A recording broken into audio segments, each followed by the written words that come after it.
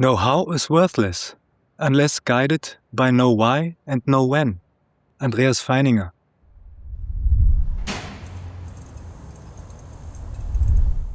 This Olympus Zuiko 24mm f2.8 will be the candidate for today's lens test. Tessa and I will have a look at its performance and give it the CLV score at the end, so stay tuned for that. But let's begin with its features and handling. The lens was introduced in 1973 and is only available in OM mount. It has 8 elements in 7 groups. The aperture closes down to f16 and clicks at every full stop. It has 6 blades. The minimum focus distance is 25 cm and the filter diameter is 49 mm. Its weight is about 185 grams. Like many Olympus OM lenses, it's nice and small. You could almost call it a pancake lens. It's also very light, and yet it feels well made. Only the aperture ring isn't quite as practical. It's narrow and located at the front of the lens, which carries the risk of accidentally touching the glass and leaving fingerprints. And it should also be noted that it rotates in the opposite direction of the focus ring. But both the aperture and focus rings operate smoothly and quietly, and I had no trouble getting the focus right, even though the focus throw is only 80 degrees. We will be testing the lens on a Sony A7III and this Fuji GFX50S. On the Fuji, it's equivalent to a full-frame lens with a focal length of 19mm and a maximum aperture of f2.2. Let's start by looking at distortion and vignetting on this Adobe camera calibration chart. We have visible barrel distortion and also quite strong vignetting. Even at f8 it's still noticeable. If you'd like a correction profile for distortion and vignetting, you can find it on my Patreon page.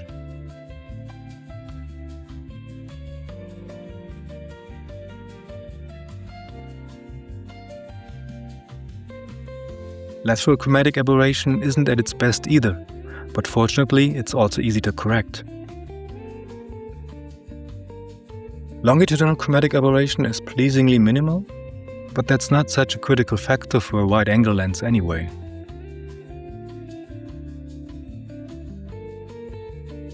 Chromatic aberration in the focal plane is also very low. You can only detect very slight purple fringes in the haze of spherical aberration at f2.8. After that, it disappears. When we look at the sensor coverage of a GFX camera, we see obvious black corners. The theoretical equivalent focal length of 19mm is in practice closer to 21 or 22mm after cropping. Now it's time for the sharpness test at infinity on the Sony. Very good sharpness is already evident in the center of the image at f2.8. The contrast is just a little low.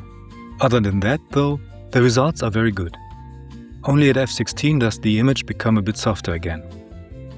The lens also performs well in the area between the center and the corners, with very good sharpness starting at f4. And f16 is a bit softer again.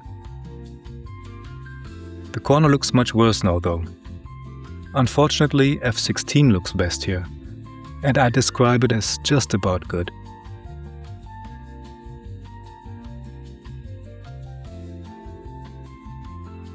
Next is our test for sharpness at minimum focus distance. We see very good sharpness in the center of the image across all aperture settings. Only the contrast at f2.8 and f16 is a bit low.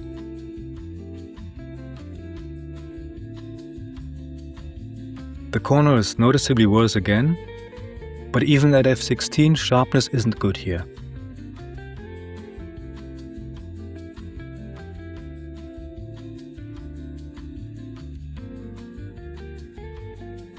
Sharpness at a typical portrait distance holds no surprises. At f2.8 and f16, a slight decrease in contrast is noticeable, but sharpness remains very good throughout.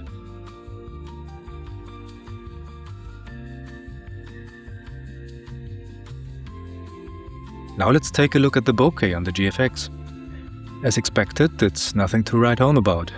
The center of the image still looks quite acceptable, but the quality gets increasingly rough toward the edges.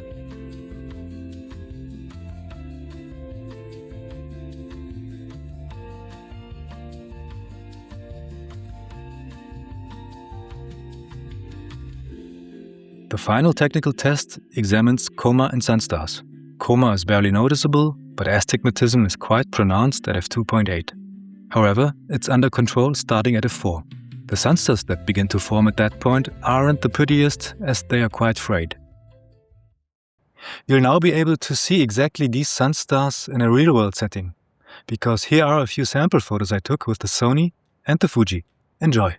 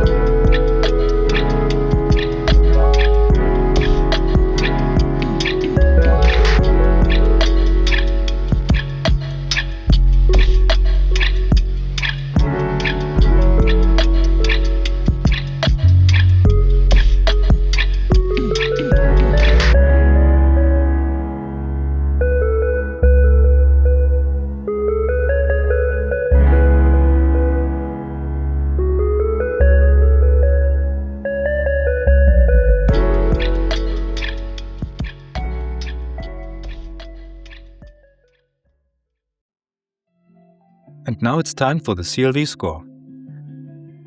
For handling and features, it's a 7. For aberrations, a 6. Its sharpness is also a 6. The bokeh only gets a 5, as well as the sunstars.